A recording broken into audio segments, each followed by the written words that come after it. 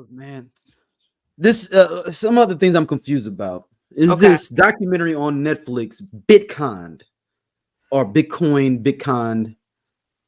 For those that have not seen it, it is the story of well, I guess we two no. It's basically it's a story of this guy named Ray Trapani, Saurabh Sarma, and what they call him Sora or something like that, and their semi-second partner Robert Farkas. These cats basically created a whole company because they were already kind of like con artists, kind of dudes selling drug stuff back where they from, and they're just kind of rich upper middle class kids, you know, that working upper middle class kids. They go to Miami. They just trying to make a quick lick. But Originally they was just trying to hit a quick lick and just yep. get some money. They created a whole website, a whole company based off of another company site that was doing something similar in Singapore, basically where you can convert your Bitcoin into direct dollars and use a credit card or use a swipe to be able to use it in real time. It was their concept, but it doesn't exist. So they made up a company, everyone in it, and people start investing. So they actually started trying to run a real company, got office space, they got everything. They hired people. People thought they were actually working on a real app, Yeah. all these different things, and it was all a fraud. Yeah. It And was a lot. dude Ray Trapani, man, he's a piece of shit for real. He is shitty. And also, don't forget that even before that, they had like a luxury rental car company and then left like Right, the it was not Latino a dude company. hanging, and left him hanging where I mean, I think that's still a thing, but they just no longer are, have any dealings in it because they just left him high and dry. So when they started the other Mhm. company, they was like, yeah, no, he can't come with us. And then he is again doing business with a guy from high school that he don't even fuck with like that. They hated each other in high school. They was like enemies. And which ultimately makes sense how when you see how things play out and you could just see, I And it think was what so you're easy. They said he was so good of it. They said he was so good of a witness and a snitch, basically. yeah, that they had never had anybody really cooperate like that. And it was unheard of where you would see people do that. And ultimately, too, what was the interesting thing is that, thinking back, I remember, when how everybody, I'm always skeptical of new things. Now, there's always this conversation that, they want everything to be digital. There's some places that don't even take cash, even out here, like Tender Greens is a Mhm. restaurant. They don't take money at all. It's like some stores that don't take money. Yeah, And pandemic sped that up with the like people feeling like it was like stuff could be yeah, on the and, fake and website. also like how hard it was for you to even get coins during the pandemic. Like I don't have laundry in house. It would be hell, trying to wash my clothes during the pandemic. Because like even going to the banks, like the banks wasn't giving out coins like that. Oh, It was, damn. and I'm like, yo, not a problem if all the Take places a like swipe.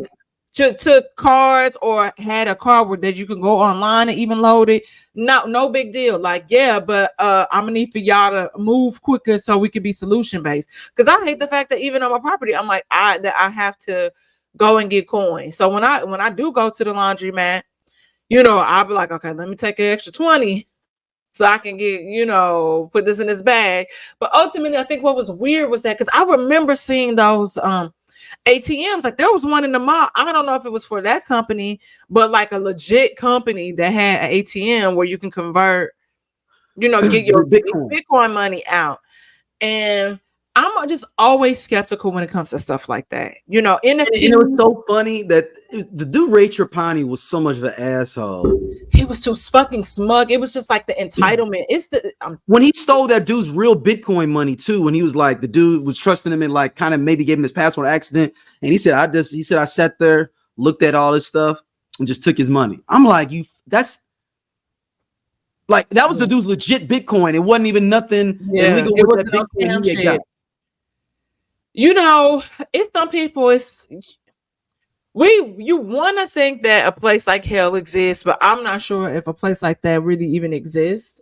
Um, But but man, you be hoping they get fucked up here. Oh man, most Because it definitely. doesn't make sense. And but here's the crazy thing.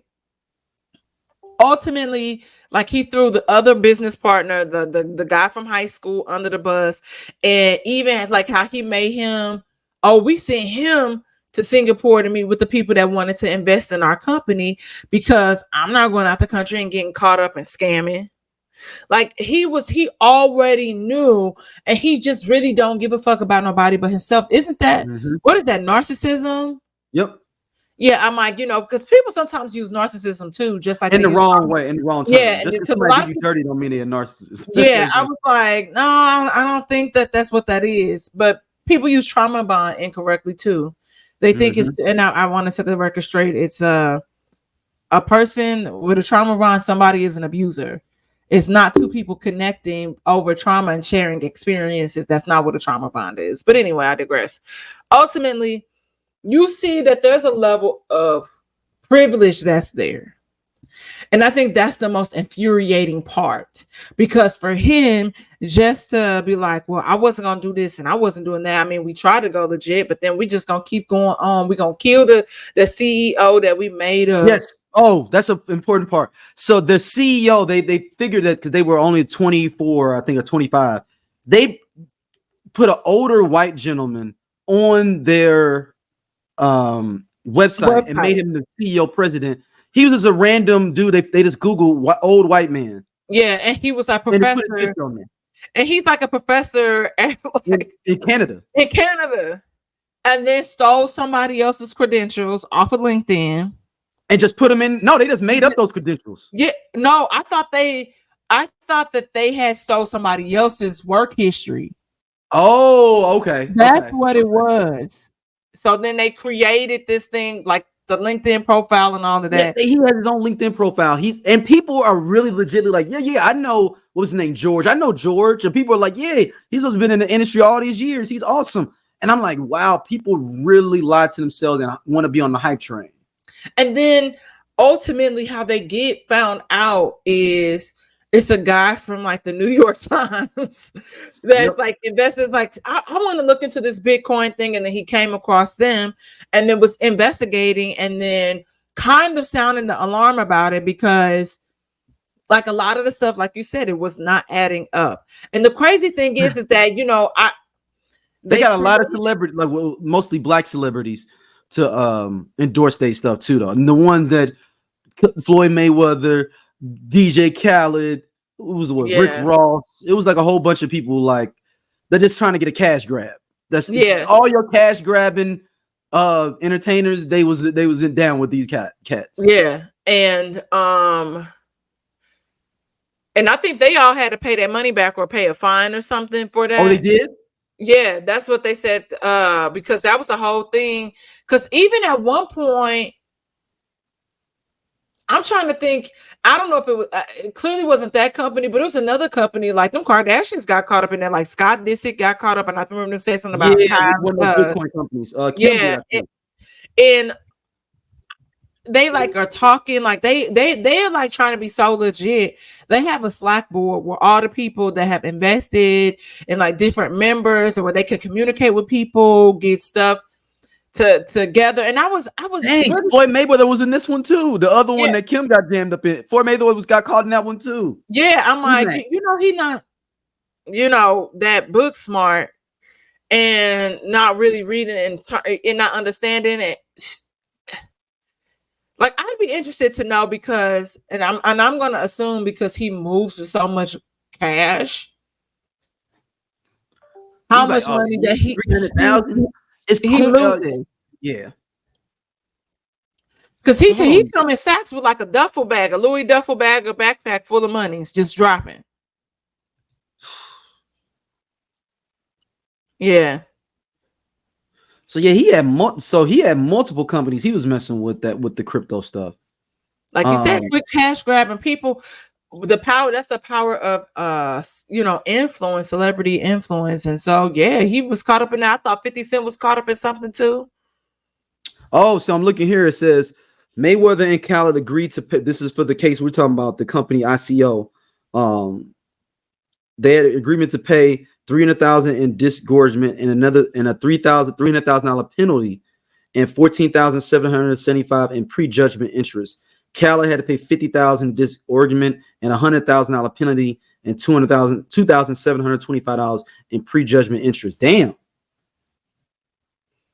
Yeah. Damn, this wasn't even worth it because they all had to end up taking an L. Especially Mayweather. They had to come out an extra $300,000 because I only think they gave him like $300,000, didn't they? Oh, they didn't say what the amount was. Right. No, they said that because they said he settled for an amount and shares of the coin. Because remember, the dude even like, yeah, Floyd Mayweather wasn't that smart, so we just offered him some cash and some equity in the thing. We were cool. But what's funny is, I don't know if you tripped off of when they went to Korea, and the Koreans knew that they were scamming, and it was like, we'll invest, but we want to be in on the scam. Yeah.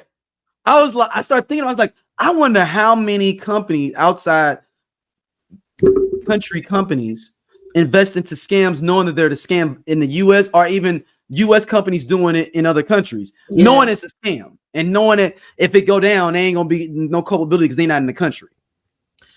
Yeah, I don't know, and maybe, but see, I don't know if they fully said that the people knew it was a scam.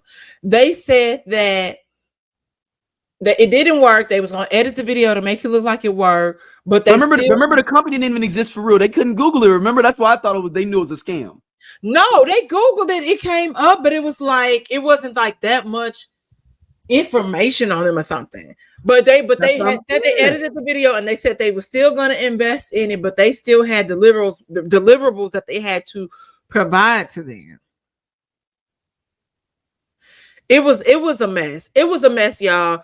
Ultimately, the Indian boy that was a part of it ends up because the white boy snitches and just like literally, like when we say sing, he was singing, he wrote the notes, he played the piano, everything. And because he snitched, he didn't get no time. They said time served. But then the Indian boy guy didn't he have to do a gang of he went to rehab, he said 14 times or something. Yeah, but like honestly, like the other dudes that was talking about like the commentary, he gonna scam again and he gonna get caught up in something. And he bought a house and everything now, said he ain't got no money. And got married, had a baby. He had the girl had the baby the day he got sentenced, or lack thereof sentence. I mean, it was amazingly shown. No black person could get away with this. No, none. Okay. And you see, I said, you see, they threw the other boy in jail for 8 years. The darker brother. Sure did. Bitconned. Y'all definitely gotta check that out. Y'all got to. Just know y'all gonna be on. No wonder it's good. No wonder it was so good. I think it's my guy that did okay, no. I was wondering because the guy that did that, Rob Cohen, did it. Hey y'all, if y'all like this clip from Everyone Needs an Aquarius, be sure to like, subscribe, and share our podcast with everybody. And be sure to check out more clips on our playlist right here on the right corner, right there. Click that.